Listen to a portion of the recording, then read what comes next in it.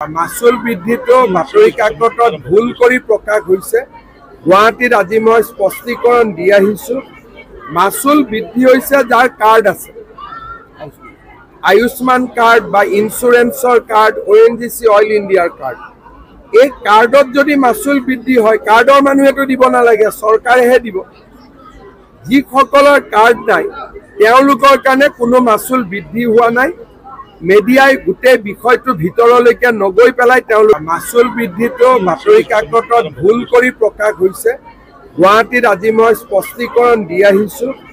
মাচুল বৃদ্ধি হৈছে যাৰ কাৰ্ড আছে, আয়ুষ্মান কাৰ্ড বা ইঞ্চুৰেঞ্চৰ কাৰ্ড, ONGC অইল ইণ্ডিয়াৰ কাৰ্ড।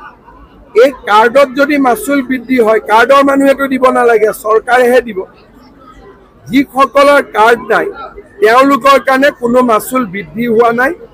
মিডিয়াই গোটেই বিষয়টো ভিতৰলৈকে নগৈ পেলাই তেওঁলোকে বাতৰিটো পৰিৱেশন কৰিছে।